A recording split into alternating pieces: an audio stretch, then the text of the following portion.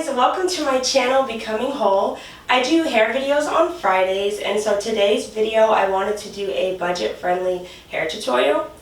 I chose to use these products because they're pretty inexpensive and I think it'll be helpful for people who have children with curly hair and they're not sure what to do. Having curly hair can be a lot of work and can get messed up easily, so you won't be as stressed if you use these products because they didn't cost too much. This is my hair after I completed the tutorial. Alright, I don't want to waste your time, so let's jump in.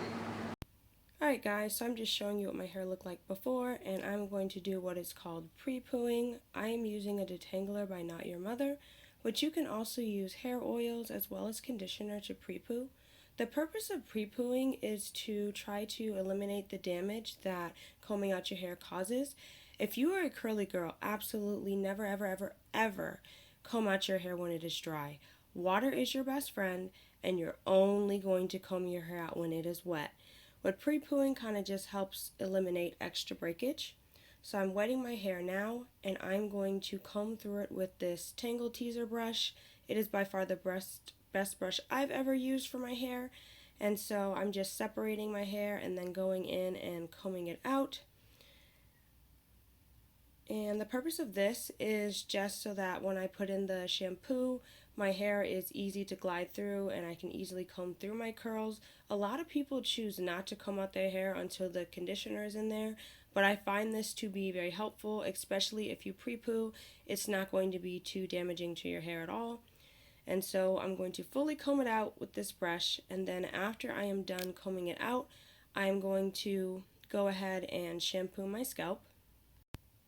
I'm just using my hands to massage my head and try to get out as much dirt and buildup that may have been in my hair over the past couple days.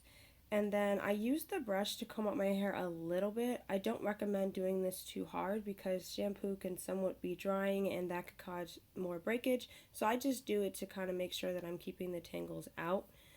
Once you're done shampooing your hair, you can go ahead and rinse it out with the water, and I'm going in with the Not Your Mother conditioner after that, and I'm going to have all this linked down below through my LIKETOKNOWIT app. And I'm just combing my fingers through my hair just to eliminate any big tangles, and then I'm just going to go back in with the brush and brush out any little tangles that might be in there. Once you have fully detangled and worked through all the knots in your hair, you can go ahead and rinse out that conditioner, and then you can add this 3-in-1 leave-in conditioner. Leave-in conditioner is very good for people with curly hair. It keeps hydrated and is good and healthy for your hair. So I just always put in a leave-in conditioner no matter what.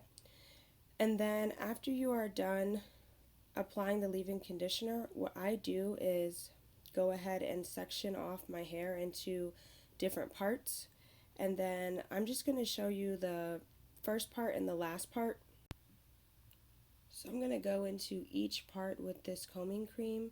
It's like a defining cream by Not Your Mother, and I'm just going to put this in every section, and so I'm going to work it through my hair, and then when I have it in there, I'm just going to go ahead and go back in with my Tangle Teaser, and I'm going to add a little bit of tension, and then I'm going to pull the brush through my hair.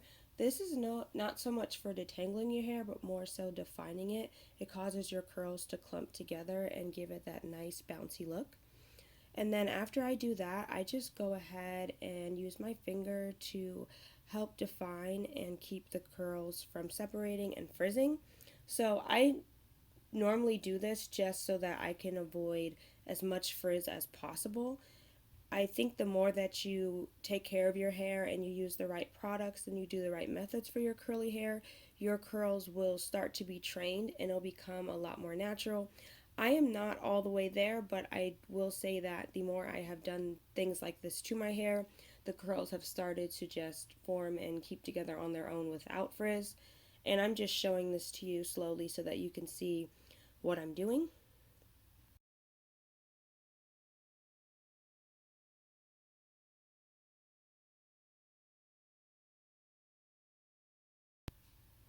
So this is what the curls should look like after you're done. And I'm just going to skip ahead and show you the front part of my hair.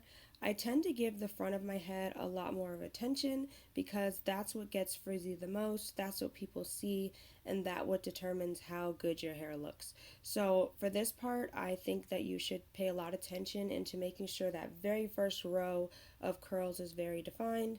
And so I'm going to come up closer just for you guys to see. And you're just going to twirl your finger in there, and you're trying to get all the little loose hairs and the baby hairs to be in that curl so they're not little flyaways just, all over your head. And so I'm just speeding through this just to show you. This should not take more than 10 to 15 minutes, and just the importance is making your hair last a lot longer. The more you do this, the longer your hair will last, the less times a week you have to comb it. Years ago, I used to have to comb my hair every single day, and now I can go 3-4 days without having to redo it. And so this will eventually pay off. It might be overwhelming in the beginning, but it will definitely pay off. Alright guys, after you are done, you are just going to dry your hair with the wet plopping towel. This can be a microfiber towel or a t-shirt, and then after that you diffuse, and then you are done. Alright guys, that's it. Thank you so much for watching. Please like, comment, and subscribe. It would mean the world to me. And if there's any videos or content that you would like me to make, please comment down below and I will be happy to take your suggestions. Love you guys.